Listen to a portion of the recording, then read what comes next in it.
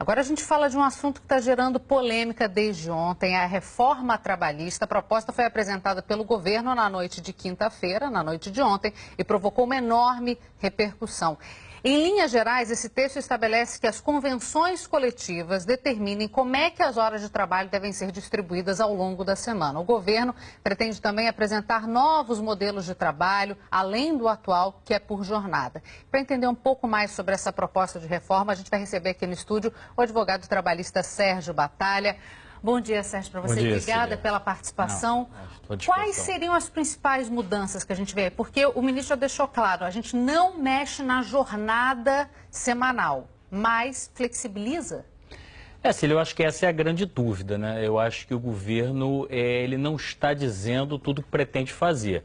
Eu acho que por uma questão política, certamente, porque as medidas são polêmicas, o governo não abre efetivamente detalhes da medida. O que se disse genericamente, eu achei sinceramente pouco, não foi informativo. Poderia haver a ultrapassagem até 12 horas num dia. Hoje em dia a CLT limita 2 horas com pagamento de horas extras. Na prática, já havia eventualmente a possibilidade do trabalho em 12 horas, em circunstâncias excepcionais, com pagamento de horas extras. Eu não vejo nisso uma grande mudança. Essa possibilidade da compensação de jornada dentro da semana também já há previsão de banco de horas. Então, me parece que o ministro não está dizendo tudo o que ele quer. Porque o que acontece? Há um clamor de uma parte do empresariado, e vamos ser objetivos, para a redução do direito trabalhista mesmo. Quer dizer, o que se quer efetivamente é cortar custo da mão de obra. É isso que uma parte do empresariado trabalhista, e é o que parece, uma parte do governo pretende. Só que pelo problema político que isso cria, não se diz claramente o que se quer. Então, se anuncia, vamos dizer assim, meias medidas ou intenções genéricas. Essa questão da livre negociação também é uma questão que ela existe, mas o que está se dizendo agora é que essa livre negociação vai poder suprimir alguns direitos previstos em lei. Sérgio, oi, queria te fazer uma pergunta também, porque os argumentos de quem defende uma mudança nas regras trabalhistas é que se elas forem menos exigentes, mais gente vai conseguir emprego. Na sua avaliação é isso mesmo? A flexibilização das regras pode diminuir de uma forma significativa o desemprego? Não, eu creio que não há nenhuma relação, porque o que cria emprego é produção econômica.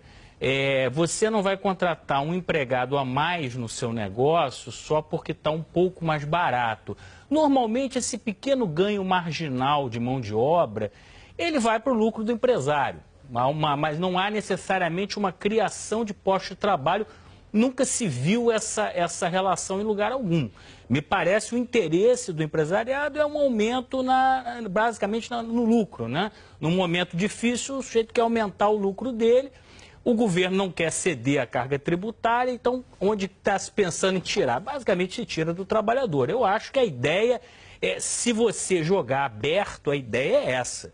Eu acho que o problema é que não se está colocando claramente o que se pretende, uma flexibilização, uma livre negociação, mas não se diz objetivamente o que se quer. Sérgio, o ministro já deixou claro que ele tende a diminuir, isso tenderia a diminuir o número de ações na justiça.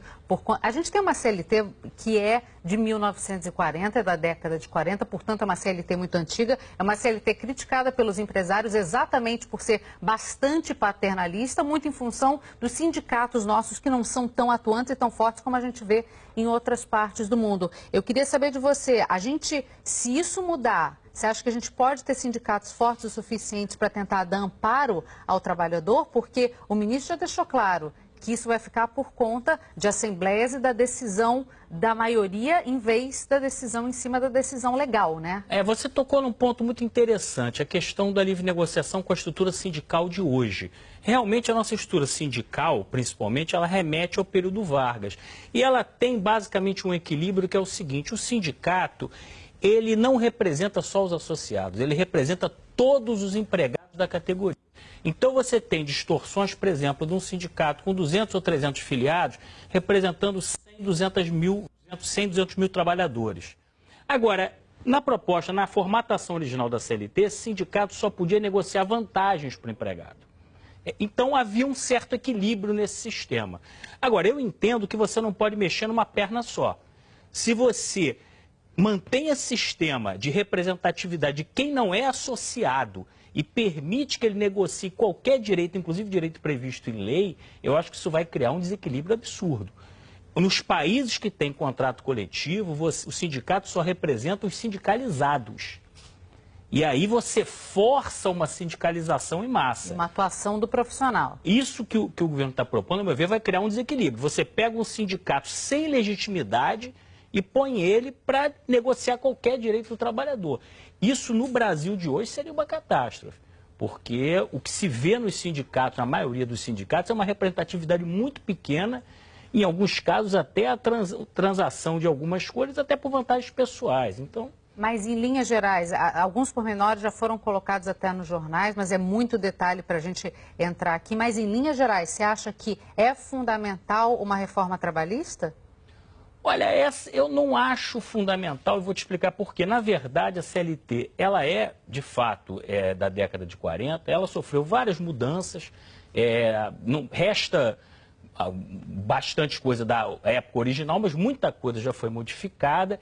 E eu acho que qualquer reforma, ela tem que partir basicamente de um consenso social do que vai ser mudado. Eu acho que esse consenso não existe, eu acho que é um clamor de determinados setores do empresariado que não é acompanhado pelos trabalhadores. Então, você fazer uma reforma atendendo só um setor do empresariado, eu acho que você vai criar uma crise social no país.